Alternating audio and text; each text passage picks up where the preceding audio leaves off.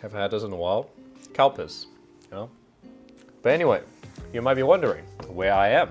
I am actually in Taipei. This will be a new series documenting our latest trip to Southeast Asia this time. The first place, obviously, is here, Taiwan.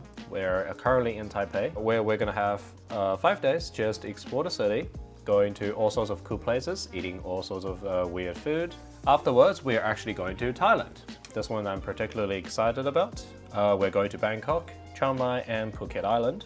Pretty excited because we're doing all sorts of cool things over there, but gonna keep it a secret for future videos. And then for our final destination, we're going to Singapore. At there, we're going to spend most of our time exploring the Mandai Wildlife Reserve, which has 4 different parks. So plenty of animals to see and hopefully plenty to film. Obviously, I am not going on this venture by myself. Joining me is the lovely, hey, Sharon! Hey. Are you excited for the trip? We're gonna do a lot of exploring, a lot of eating. Yeah, so I imagine there's gonna be a lot of surprises and maybe shocks that we might not be able to film all of them. But we will still try our best to make this vlog as enjoyable for you guys as we can. But for now, we are going to knock out because that was 17 hours of travel, including 12.5 hours of flying time. So we're very tired. It is 1 a.m. But we got 3 weeks to explore 3 nations. This should be fine.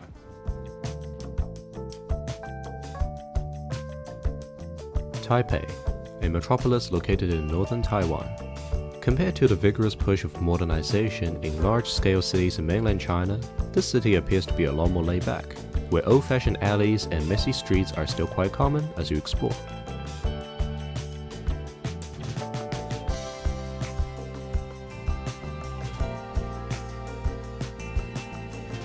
As this is the first time we visit a major Asian city in 5 years, we decided to start a trip by doing what we came for, having youtiao and doujiang in a random restaurant on the street.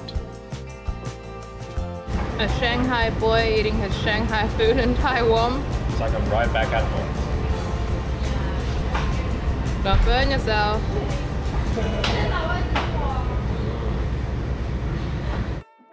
For our first day, we decided to explore the district of Beitou, located on the city's north side. Because of the Japanese takeover during World War II, and the locals' love for the culture, you can see many Japanese influences around Taipei.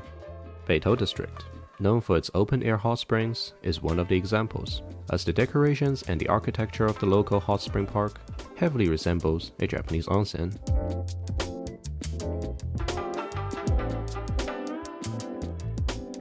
As a wildlife videographer, I was naturally attracted to any source of nature. And what do you know? Despite being in the middle of the city, wildlife still thrives.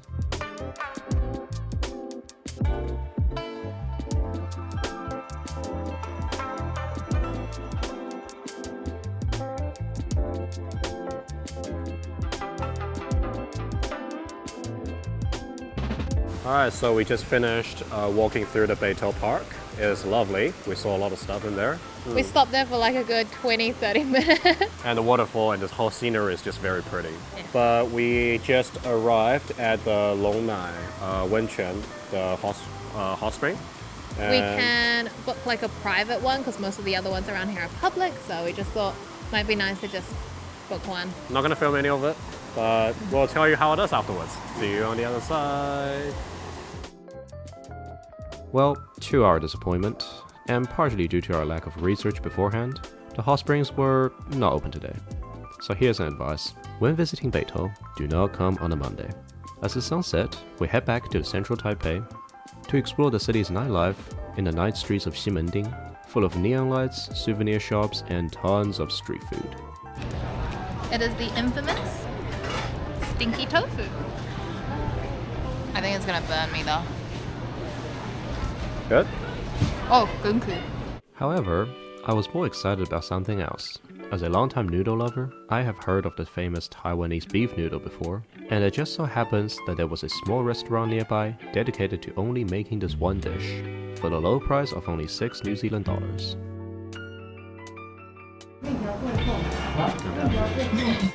With the noodles chowed down, we went back to our hotel. Pretty good first day for our trip. Today we're going to Maokong, a famous old tea farm region turned into a popular tourist spot in western Taipei. Maokong is famous for its mountainous sceneries full of tea leaf farms and temples, and the best way to reach them is by taking the scenic gondola 5 minutes away from the train station, which allows you to get a good look at the entire city.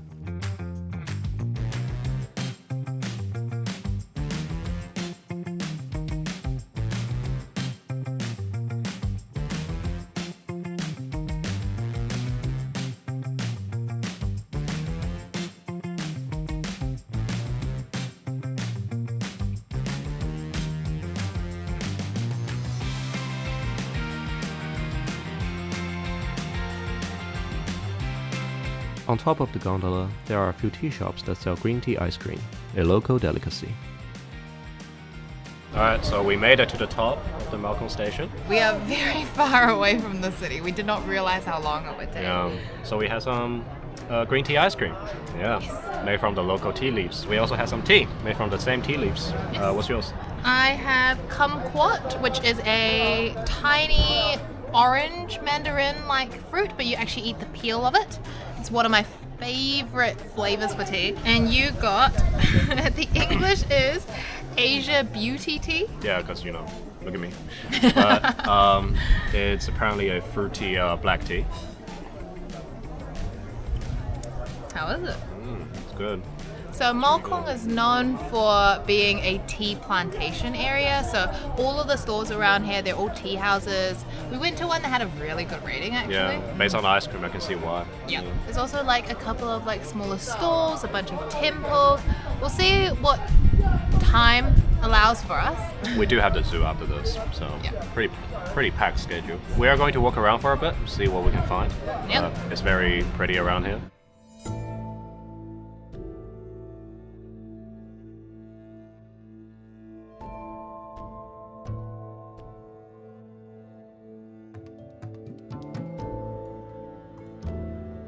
Coming down from the top of the gondola, we made our way to one of many walking tracks around the mountain, with structures and architectures full of Taoism influences. But for me, I mainly went there just to see the stunning native bird species that I've never seen before. And holy crap, there were a lot of them, and they were everywhere. My two favorites must be the grey tree pie and the Taiwan barbet. I mean, look at it. It's literally an emerald rainbow bird.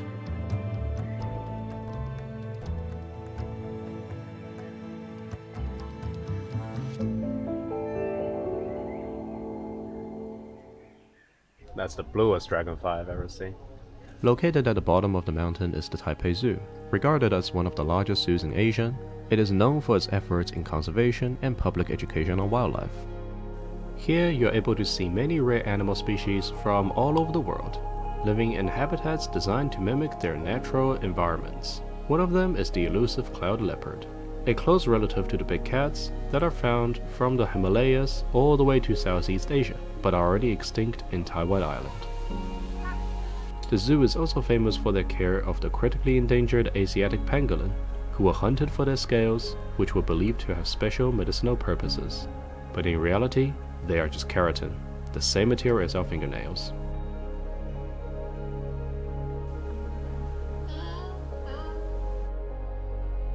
As a wildlife conservation enthusiast, I was having the time of my life with this place. However, as we kept exploring, I felt that the $3 New Zealand ticket price might have deceived us into underestimating the size of this place. Alright, you may have found that we are back in the Taipei Zoo. Wearing different clothes this time. I vastly underestimated how big the zoo is and how many things there are here. I think we spent about almost 2 hours yesterday and we got maybe A quarter? third? Almost to a third. A generous third, most likely a quarter of the And we rushed time. like quite a few of those things as well. Yeah, I thought it's gonna be the same, like about a similar size as Auckland Zoo, but no. Might be similar size-wise, but it's like 10 times big, like more stuff to see. But this zoo has completely astounded us. It is absolutely amazing. The enclosures are gorgeous. The animals look healthy. Yeah, there's some room for improvements, but generally it's one of the better zoos I've been to. And quite a few of the animals look like rescues, which is always amazing to see. Yeah, today we have a full day just to explore the zoo, and we'll see what we see. Yeah. On the second day, we made sure we came in prepared. Having 8 hours to explore the zoo meant that we can take our time going through all the habitats. And one of my favorites has got to be the Pangolin Dome, a massive aviary where many species of rainforest animals coexist.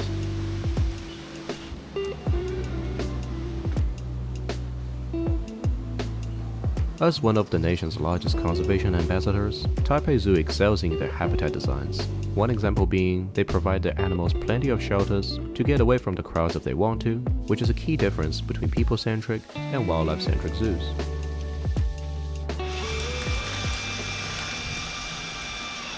So, we've gone past here, done all of this stuff, and now we're in just at the start of the African area.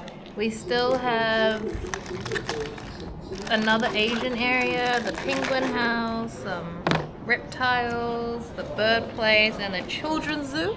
So we still have a lot. Yeah, that's a goal. Those are pretty good.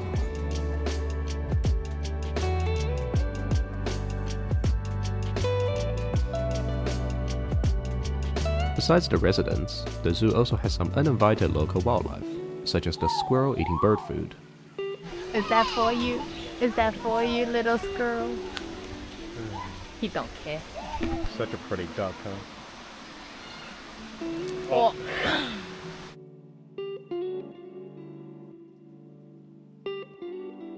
Even if we had a whole day to explore, the Taipei Zoo was like an endless maze that just kept on expanding.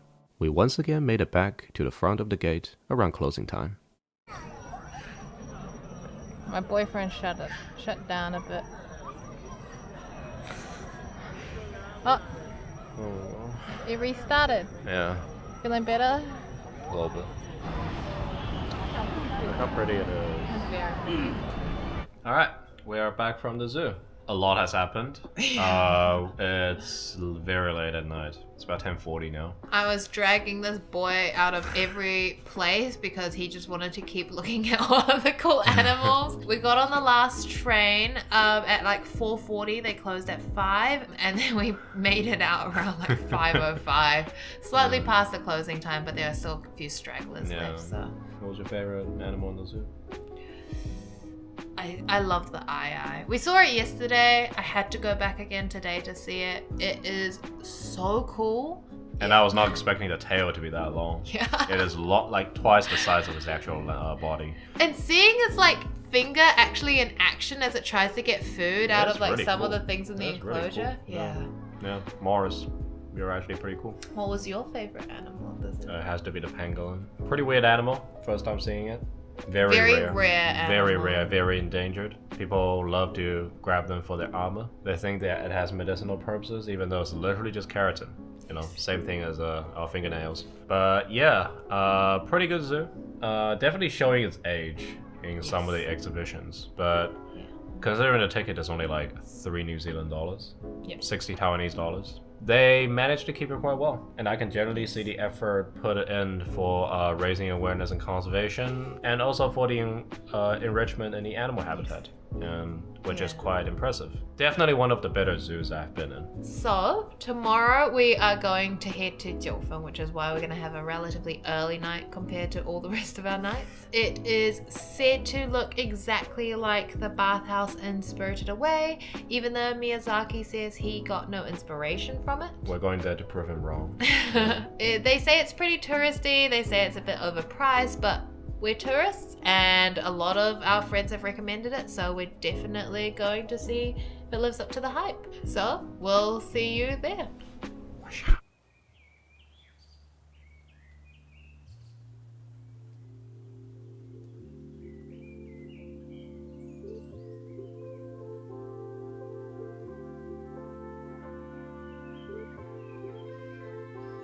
Absolutely gorgeous.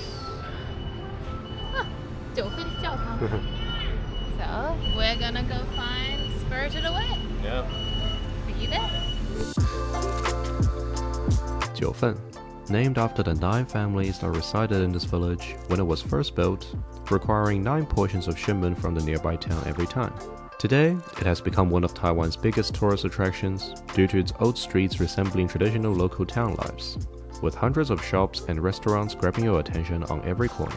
With that being said, because this is a popular tourist attraction, expect everything to be a little bit more on the expensive side.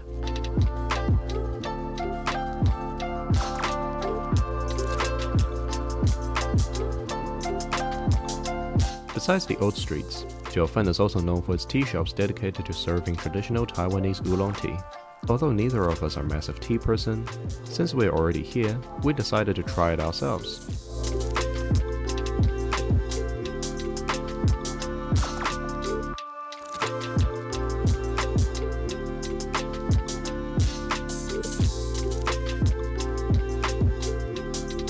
In more fancy tea shops, each table has a tea specialist demonstrating how to make tea the proper way.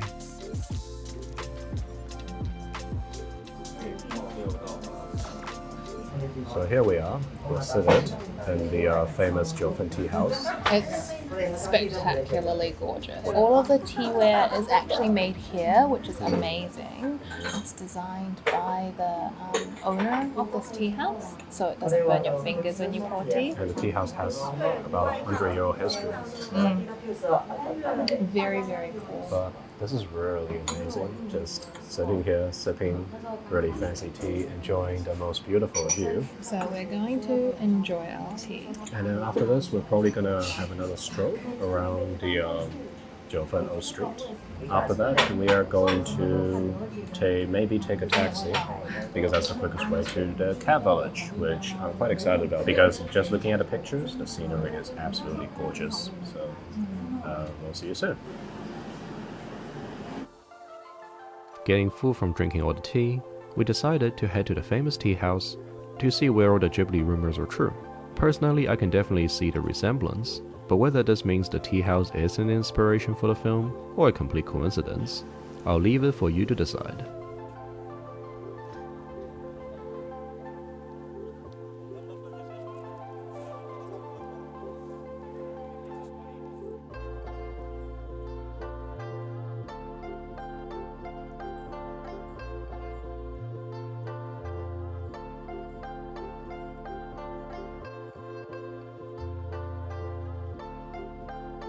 Leaving the crowded streets behind, we traveled 10 minutes to a much more remote town called the Hotong Cat Village. Hotong was a mining town that was on the verge of decline until in 2008, a cat lover gathered volunteers here to transform it into a safe haven for all abandoned stray cats.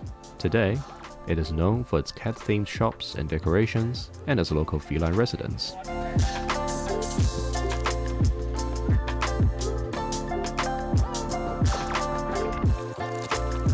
While Sharon went off to film a short, I noticed a pigeon on the top of the town hall. And trust me, I wasn't the only one.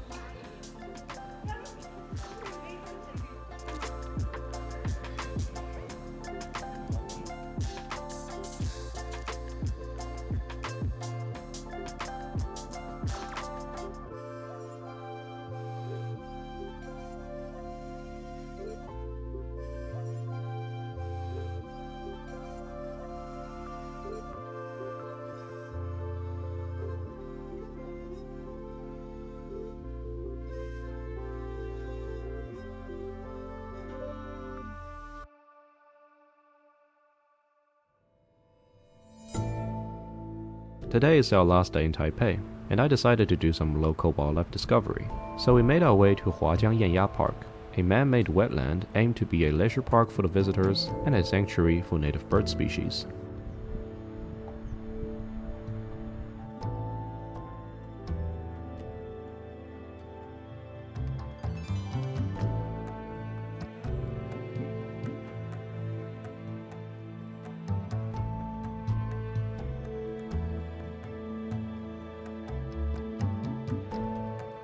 Besides many native species of herons, ducks, and miners, the park is also a natural habitat for the crested goshawk, the most common bird of prey in Taipei.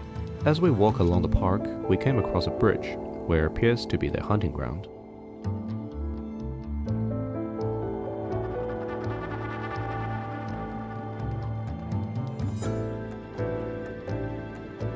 We've just been walking in the wetland for a while, Now in the end, we've come across this massive bridge that goes across the river. We've seen some of these birds of prey along the way, but at the end, there's just like 7 or like 8 of them. We follow them all the way, and then you can just see them flying around, dipping in the water, try to catch the fish in the river. Gotta say, this is one of the coolest animal encounters I've ever seen.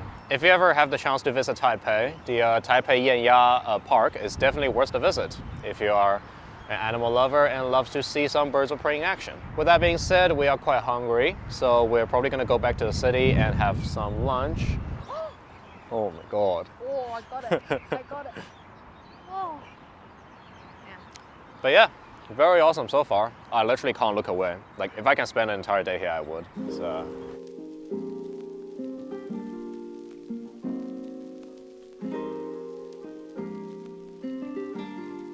As it is our final day here, we decided to take the rest of the day chill and visited the Chiang Kai-shek Memorial Hall, where you can feed a fish for merely 20 Taiwanese dollars.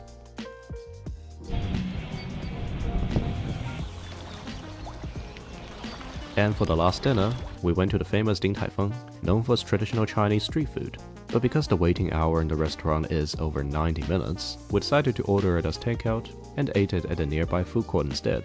While the dishes are pretty good, I wouldn't say they're worth the wait time.